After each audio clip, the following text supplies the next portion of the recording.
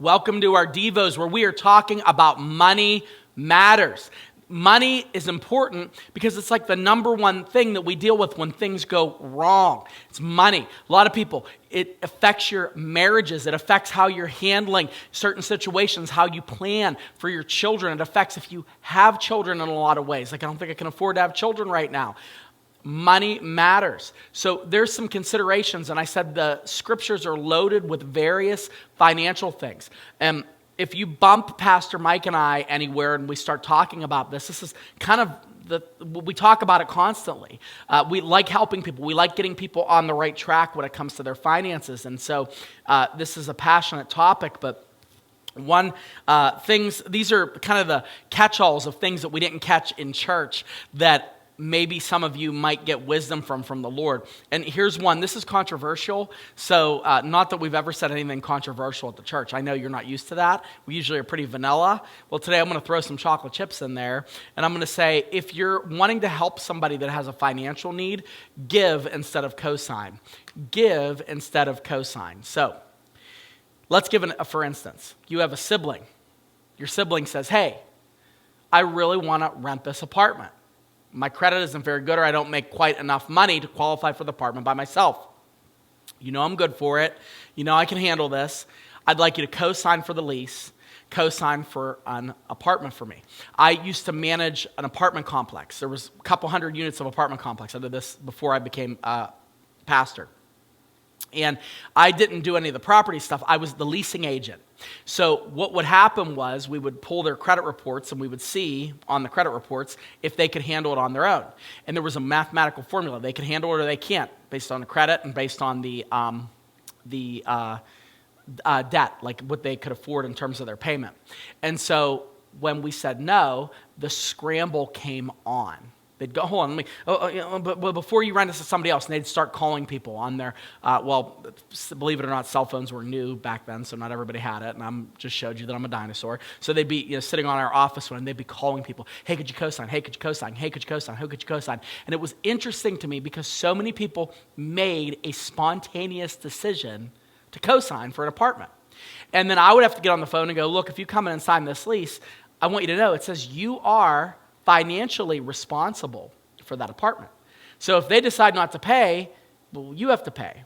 And legally, it goes on your credit report. And legally, it's yours. So really, before you co-sign, just know, it's like you decided today you are renting an apartment. I'm going to give you a congratulations packet that you rented this apartment.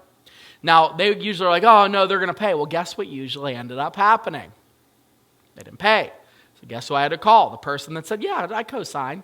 And so when I'd call, that conversation would be real awkward. Well, I don't think this is that big of a deal. I mean, they'll pay the bills. Just go after them. I'm like, well, actually, I have to take both of you to court next month because both your names are on the lease. And in the eyes of the law, it doesn't matter which one of you is renting the apartment. It matters which one of you has signed for the apartment. So I say all that to say this. I wasn't a Christian then. I'm a Christian now. And this is what I know, okay? If you want to be generous with people that can't afford certain things, like let's say somebody wants a car, let's say somebody wants something, they're trying to get a house, they're trying to do something, and they're like, oh, can you just co-sign for this loan, which, debt is a whole other discussion, and I have trouble with encouraging you to go into debt for certain things. I really think the only thing you should go into debt for is a home, but specifically, if somebody needs a co-signer for a home or an apartment, it would be better for you to give them a deposit, a security deposit, than it would for you to co-sign. Because when you co-sign, you are responsible. Look at what Proverbs says. It's almost like God knows what he's talking about. Proverbs chapter 22, verse 26 through 27. Be not one of those who give pledges, co-sign, who put up security for debts, co-sign. If you have nothing with which to pay, why should your bed be taken out from under you? He says, when you make these pledges, you're the one who's going to lose. So every time, I want you to realize, if you co-sign for someone, for whatever it is, even if it's your children's student loans, okay, you have to co-sign, and this is what I would tell myself. I'm signing this knowing that I have to pay it back. When you look at it like that, go, okay, wait a minute, I'm not going to do this, right? But most of us say, well, I'm never going to do that. Well, the truth is that's how it ends up. So my encouragement to you, and this is what the Lord would say, I mean, is it a sin to co-sign for someone? It's not wise. A lot of the stuff when it comes to money, it's not an issue of sin, evil, right or wrong. It's an issue of wisdom versus not. And we have to walk in that fine line of wisdom versus not wisdom.